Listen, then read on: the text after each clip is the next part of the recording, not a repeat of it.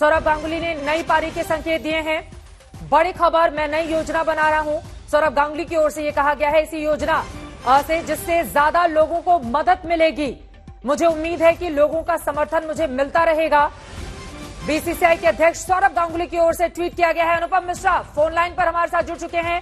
ये नई पारी क्या हो सकती है अनुपम? देखिए, अभी तक कुछ पुख्ता तौर पर नहीं कहा जा रहा है, लेकिन कुछ लोग क्योंकि एक स्पेकुलेशन लगी थी जब अमित शाह पिछले दिनों मिलने आए थे कोलकाता में, उनके घर भी गए थे, तब एक कहा जा रहा था कि वो राज्यसभा जा सकते हैं और ये बात काफी उस समय स्पेकुलेट भी हुई थी। हालांकि उस वक्त सौरभ गांगुली ने मना कर दिया कि ऐसी कोई बात नहीं है, लेकिन आज जो ट्वीट किया है उन्होंने, उससे एक तरफ तो साफ इंगित हो रहा है कि वो एक नई पारी, नई इनिंग्स की शुरुआत करना चाह रहे हैं। हालांकि बिजनेस में वो है नई इनिंग्स या फिर राजनीति में, क्योंकि जो एक लाइन वहां पर है कि लोगों का मुझे समर्थन मिलेगा, ये उम्मीद कर रहा हूं, तो ऐसे में राजनीति ही लग रहा है कि एकमात्र बड़ा यहाँ पर लोगों से जुड़ने का बहुत बड़ा जरिया होता है। हालांकि सौरभ का हम लोग काफी कोशिश कर रहे हैं कि कोई रिएक्शन इसमें मिल पाए, कोई क्लैरिफिकेशन मिले कि वो नई पारी, नई इनिंग्स क्या है।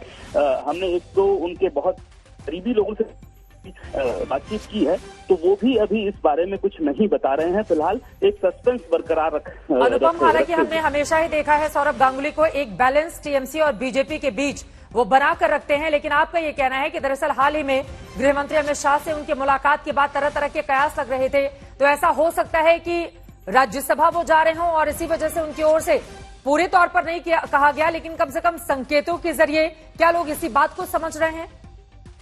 देखिए, लोग इसी बात को समझ रहे हैं क्योंकि जिस तरीके का ट्वीट सौरभ गांगुली ने किया है, और पिछले अगर एक महीने के दौरान हम बात करें, खासतौर पर जब अमित शाह कोलकाता आए थे पिछले दिनों, और उनकी जो शेड्यूल में सौरभ से मिलना शुरुआत में नहीं था, लेकिन अचानक वो सौरभ गांगुली के घर पहुंचे। सौरभ गांगुली के घर काफी वक्त बिताया, वहां डिनर किया उन्होंने, और तभी से ये कयास लगने शुरू हुए, ये स्पेकुलेशन सामने आई कि हो सकता है सौरभ गांगुली राज्यसभा जाएं। और आपको याद होगा कि पिछले 4-5 सालों में बीजेपी ने कई बार कोशिश भी की है कि सौरभ गांगुली बीजेपी से जुड़े। राहुल सिन्हा, आपको याद होगा, कई बार उनके घर गए, उनसे बातचीत की।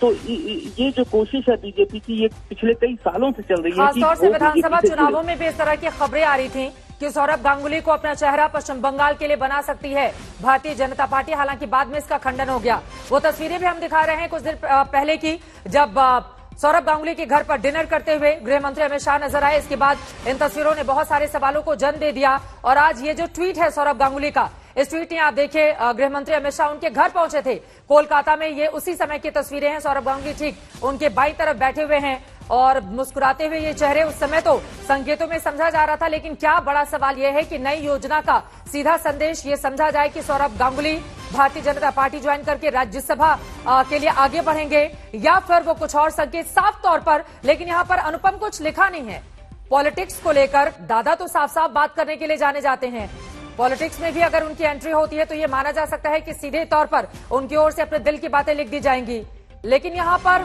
गोलमोल बातें उनकी ओर से क्यों लिखी गई हैं? ये देखिए, जो दो संभावनाएं हम यहाँ पर, एक है या तो वो राजनीति में आए, एक है कि वो क्रिकेट की दुनिया में ही कुछ एक नई ऊंचाई, नई स्तर पे जाएं, जहां पर वो अब तक नहीं गए हैं। ये आईसीसी भी हो सकता है, ये फिर एक नई पारी क्रिकेट की दुनिया में भी हो सकती है, लेकिन ये बात उन्होंने साफ नहीं की है।